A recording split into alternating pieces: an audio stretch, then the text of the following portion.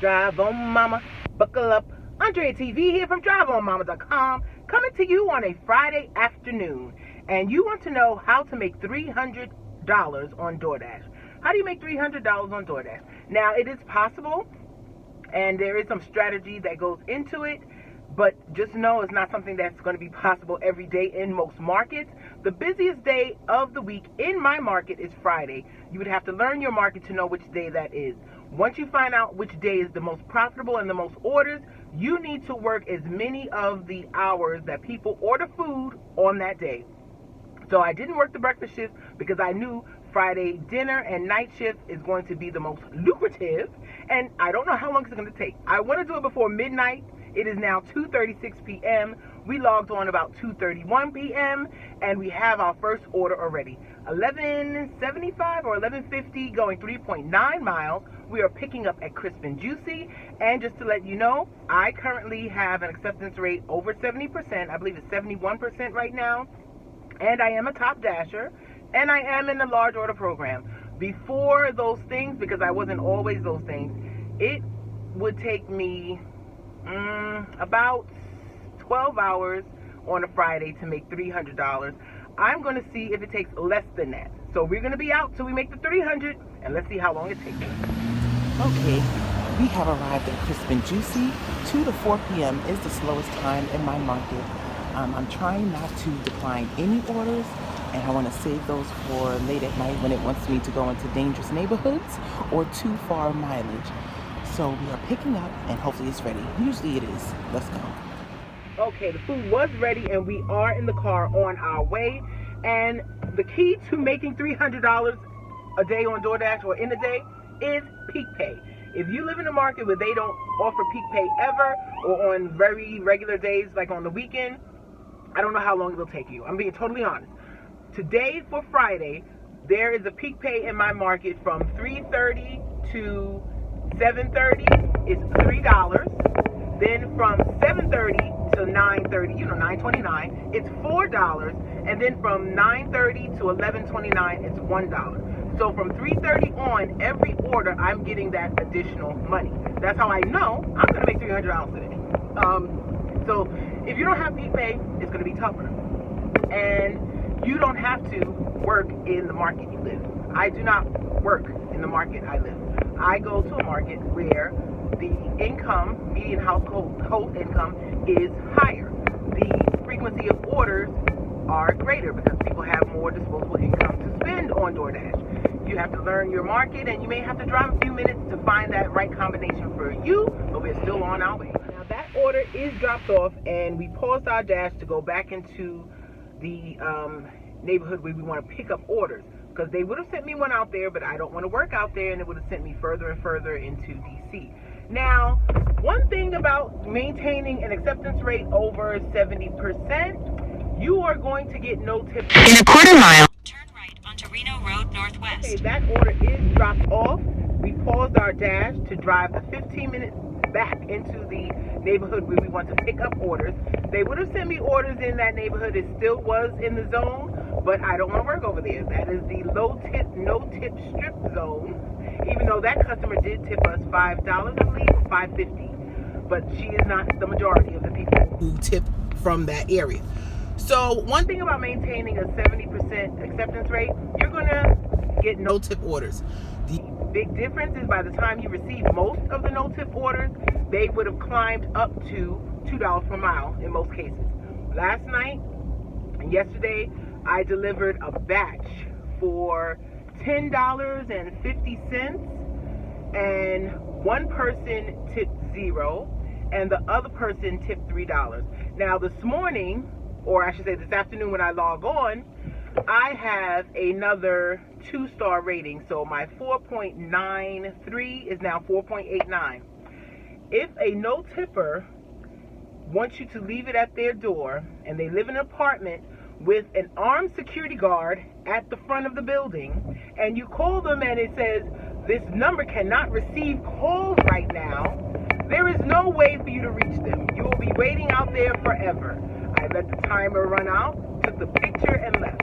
I'm not saying it was that person, but I'm just saying, if you maintain a 70% or above acceptance rate, you are going to get some negative ratings, even if it's beyond your control. So just be prepared. Let's see what we get. I turned on the app right before I got back to the zone, and they sent it Chick-fil-A for $3.75. I don't know if you can see, but there's a high school very close to this Chick-fil-A, and they get out of school at 3 o'clock. So right now, that order would take no less than 20 minutes to a half hour to complete. I accepted it because I didn't want my acceptance rate to go down, but I keep my completion rate high. We will be unassigning when we're about a half a mile away. Okay, after unassigning that Chick-fil-A, we received a McDonald's, $7.25 for 3.3 miles. As soon as this red truck moves up, we are going to go park by the garbage dumpsters because it is very Turn right, then your destination will be on the left. crowded, and we're not going to wait in this drive-through line. We will get our food and be gone. Let's go. Okay, that last order remains $7.25, and it is now peak pay in effect, about $3.40, and we are doing a CVS shop and pay. 4 items for $11.50, 2.5 miles, some nail polish remover, and some candy. Let's go get it. Okay, that last order remained $11.50, and out of all of the items, she only had 4. 2 Lifesaver gummies, the nail polish remover, and milk duds. They didn't have the milk duds, so I sent her a picture asking her what she wanted, waited around for like 5 minutes. She didn't respond. I paid for the items I did get. Then got in my car, and she texts back when I am sitting in the car, Reese's. I said, I'm so sorry, I already checked out and I'm on my way to you. But we have our next order, $14.50 for 4.3 miles, picking up at Chick-fil-A. It is 11 items, and they did send the notification to take a photo of it. Getting that, $149 subtotal, and it's going to be away. Do you see this lobby? Okay, that last order did have a hidden tip. We were paid $37.35 rather than the $14.50 that was shown. It was a little girl's birthday, and we got there right with the grandparents. It was a beautiful scene. And then, before I could get back to the avenue, I received an offer that I can't refuse for 2 reasons. Going to Cheesecake Factory, $31.25 for 14 point something miles, but the pickup is in the mall. I absolutely hate pickups in the mall. But even if it takes me the full hour, $31 an hour is not bad at all. So we are on our way to Cheesecake Factory in the mall. Time is currently 4:59. Let's see how long it takes. Okay, it's not that bad. I haven't been here in almost 2 years, so I thought it might have been like on the outside where you don't have to walk in the mall, and I was correct. Time is currently 5:13. It is now 6:20. Went in the restaurant twice because there is no one at this door, and this is the door for Doordash pickup. They have a bell.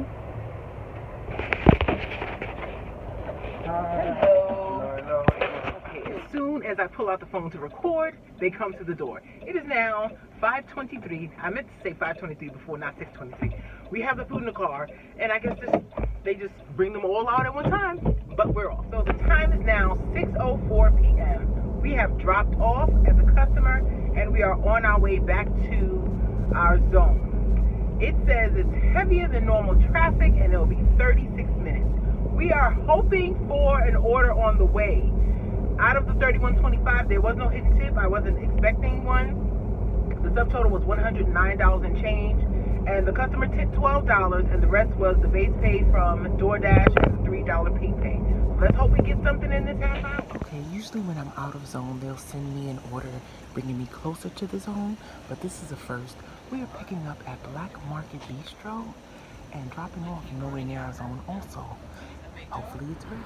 That last order did not have a hidden tip, and we do have our next order, $14.50, picking up at medium rare for 2.8 miles, and we did get the notification to make sure we have our catering bag. Maybe we can salvage this last hour. Let's go. We do have the order in the car, and I misspoke. It was $11 for 2.8 miles. I said $14.50 because that was the last payout that didn't go up. And I was distracted because on that street, it's a little local side street, and somebody was sitting at the stop sign, a car, waiting for people, pedestrians to cross. And rather than cross in front of the car, I went behind the car. But the car coming up behind him was not slowing down. So yeah, I was a little distracted, but it was $11 for 2.8 miles, and we're on our way. Okay, that last drop off, the app glitched, so I couldn't get a screenshot of what the final payout was, but I believe it was like $31 because we were sitting at 113 after the 14.50 that didn't go up, and now it's at 144. And now we have our next order, $9.75 for 1.1 miles, picking up at the Big Greek Cafe. And that last order had a small hidden tip. We were paid $11.25 rather than the $9.75 shown. And we have our next. We are picking up at Morton's Steakhouse. It is not ready, so I came out to record this. It is for $12.50 and 3.3 miles, and the $4 peak pay is now on until 9:29 p.m. Hopefully it'll be ready soon. Let's go back in. That last order was a huge hidden tip. We received $36.78 rather than the $14.50, I believe it was, that was shown. And thank you, Miss Customer. I've delivered to them before, Instacart, a lot of Instacart, like a printer. They tip like $20. So I was grateful for that. And now we have our next pickup. It's Maywa. You can see it at the top of Chipotle. The restaurant's on the second floor. We're gonna go pick up now. But first, we're gonna take a bathroom break in Chipotle. All right, that last one, we received $25.95 instead of what was shown. And now we have our next order, picking up at Spanish Diner, $12.75 for 3.1 miles. And things have slowed down. It was about 10 minutes or so since we dropped off the last one and we picked up this one, even though the customer did live about 7 or 8 miles away. Not miles, 7 or 8 minutes away, but let's go pick it up. And that last order, we also were paid $14.25 instead of the 12 and change. And now we got squeaked. We squeaked in one more before 9:29. Uncle Julio's. $15 for 5-point-something miles, and we're going to pick it up. It contains alcohol, but I'm okay with this. Order was ready, and we are back in the car. You never know how much alcohol weighs until you carry it. I think I just pulled something in my shoulder. They got 6 margaritas for 2, and the bag has to be about 35 pounds. But we are on our way to this is why I don't like to do alcohol orders. It is 10:11 p.m. I got to the customer's home at 9:54. Well, I should say I got to the block of his home at 9:54. I did not go exactly to his house because they lived on a dead-end block, and my transmission situation, I walked the 700 feet to their house. And do you know that the app didn't recognize I was there? I'm standing in, it's cold, he invites me in, then he sees that I'm on low battery, so he asks his wife to use the iPhone charger, and I'm in their living room, and after about 5 minutes of uncomfortableness, he offers, do you want to take a picture of the front and back and do it when you have better reception? I was like, okay, thank you, so sorry to bother you. He's like, no, don't worry, don't say sorry.